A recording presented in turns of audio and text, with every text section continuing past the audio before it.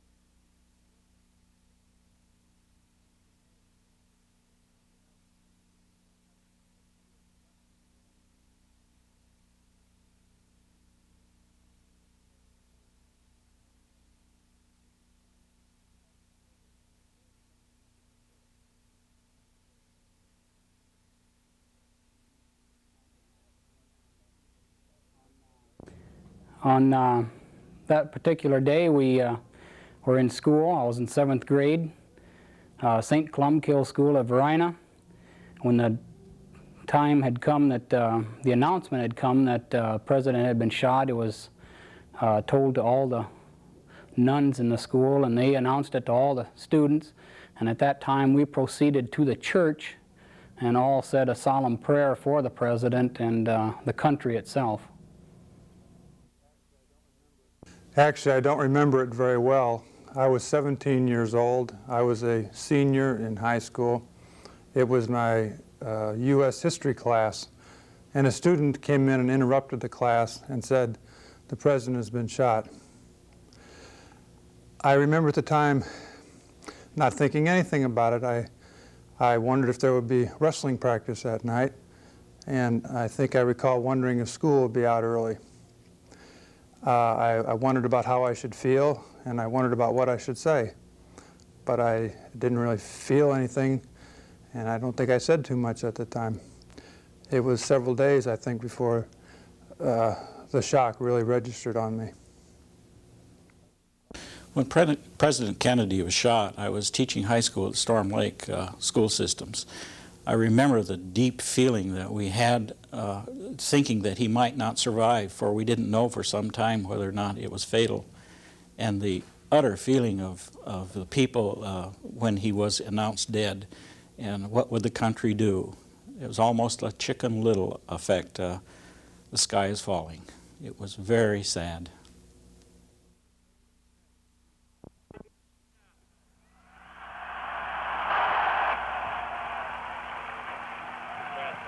There are many people in the world who really don't understand, or say they don't, what is the great issue between the free world and the communist world. Let them come to Berlin.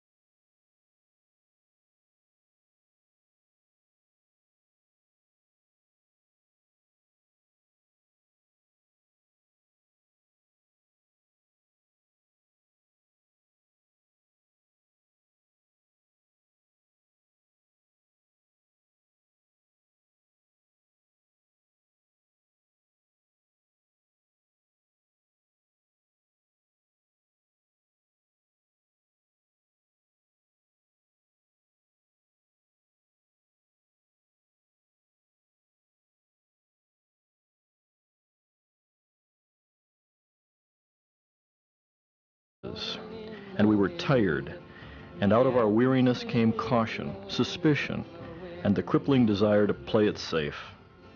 We became so worried about what we had to lose that we never began to think about what was still to be gained, and sometimes it looked as if we were becoming a nation of fuddy-duddies.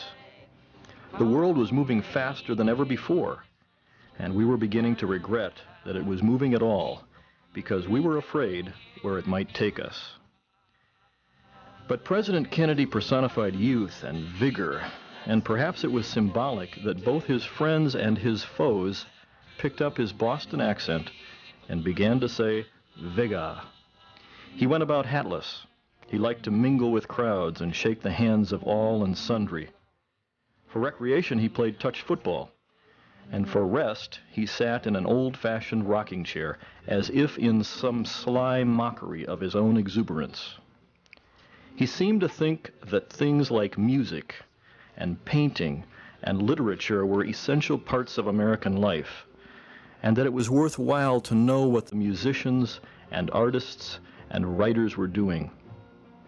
Whatever he did was done with zest, as if youth were for the first time touching life and finding it exciting.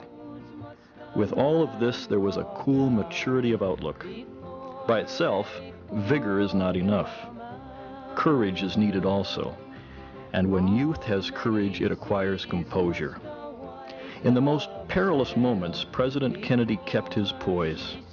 He challenged the power of darkness at least once, and during the hours when his hand had to stay close to the fateful trigger, he was composed and unafraid. Once in a great while, a nation, like a man, has to be ready to spend itself utterly for some value that means more than survival itself means. President Kennedy led us through such a time, and we began to see that the power of darkness was perhaps not quite as strong as we had supposed, and that even if it were, there was something else that matters much more. President Kennedy came to symbolize that moment of change, not because he caused it, but because he fitted into it. Not because of what he did, but simply because of what he was.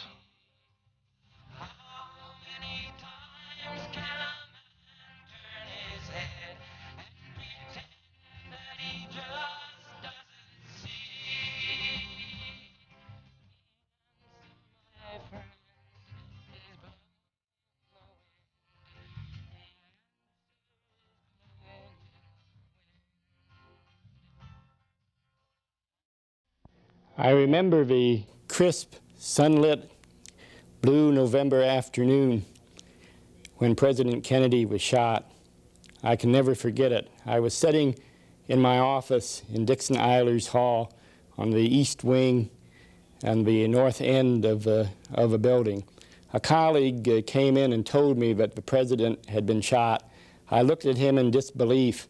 I thought, and then I hoped, that he was jesting. A few minutes later, my wife phoned and confirmed the report.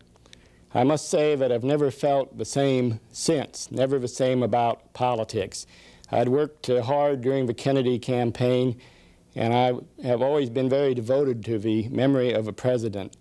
It was an unbelievable horror that was, of course, to grow even worse with other assassinations during the 1960s. I was a senior in college at the time, and I can remember very clearly when we first heard about President Kennedy's death. I was in a comparative anatomy class. In particular, I was in the lab, and we were dissecting a cat at the time, and I can remember specifically that we were dissecting the brain of the cat, and I remember in hearing about the president's death that in fact he was shot in the head, and I can remember the kind of the coincidence there that we were working on the head of the cat at the time. And of course, as soon as that happened, the study in the lab pretty much stopped, and at that point in time we simply went back to the dormitories and sat and watched TV for the rest of the day, realizing how sober a moment it really was. I was sitting in a beauty shop in Maryville, Missouri, having my hair bleached under the hairdryer. And my beauty operator, who was a big joker, came up to me and raised the hood up and said, "The president's just been shot and killed, they think." And I said to her, because she was such a joker, I said, "That's in very poor taste. That's a rotten joke." And then she started to cry.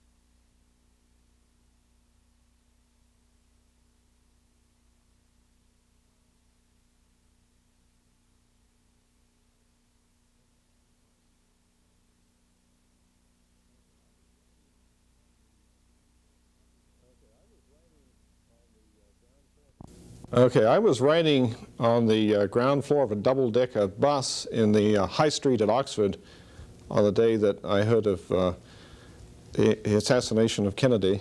It was a great shock because he was a very popular president in England and in Europe in general. So it was a great shock to hear that then, but I remember very well where I was at the time. I was living in Watertown, South Dakota at the time of President Kennedy's death, and I remember watching television, and all of a sudden we had this news blurb that said the president had been shot. I remember being disbelief, actually, and sitting glued to the television for the next several hours until they finally came on and said, the president is dead. And then it was just total disbelief. He was too young. I was 13 and in the 8th grade, November 22nd, 1963. And we had just come in from our noon recess when a classmate of mine came home from eating lunch to say that President Kennedy had been shot. Well, we didn't believe him. But it wasn't long after that one of our teachers came in and told us that yes, indeed, he had been shot. And about 2:30, our junior high principal came in to tell us that he was dead. I remember that just like it happened yesterday. These are the last official words that President Kennedy had to say. This is the conclusion of the speech that he was to have given in Dallas that day. America is stronger today than ever before. Our adversaries have not abandoned their ambitions. Our dangers have not diminished. Our vigilance cannot be relaxed. But now we have the military, the scientific and economic strength to do whatever must be done for the preservation and promotion of freedom. That strength will never be used in the pursuit of aggressive ambitions. It will always be used in the pursuit of peace. It will never be used to promote provocations. It will always be used to promote the peaceful settlements of disputes. We in this country, of this generation, are by destiny rather than choice, the watchmen on the walls of world freedom. We ask, therefore, that we may be worthy of our power and our responsibility, that we may exercise strength with wisdom and restraint, that we may achieve in our time and for all time the ancient vision of peace on earth, goodwill toward men. That must always be our goal, and the righteousness of our cause must always underlie our strength. For it was written long ago, "Except the Lord keep the city, the watchman waketh in vain." Here is a bulletin from CBS News. In Dallas, Texas, 3 shots were fired at President Kennedy's motorcade in downtown Dallas. The first reports say that President Kennedy has been seriously wounded by this shooting. Regarding the probable assassin, the sheriff's officers have taken a young man into custody at the scene, a man 25 years old. We just have a report from our correspondent Dan Rather in Dallas that he has confirmed that President Kennedy is dead.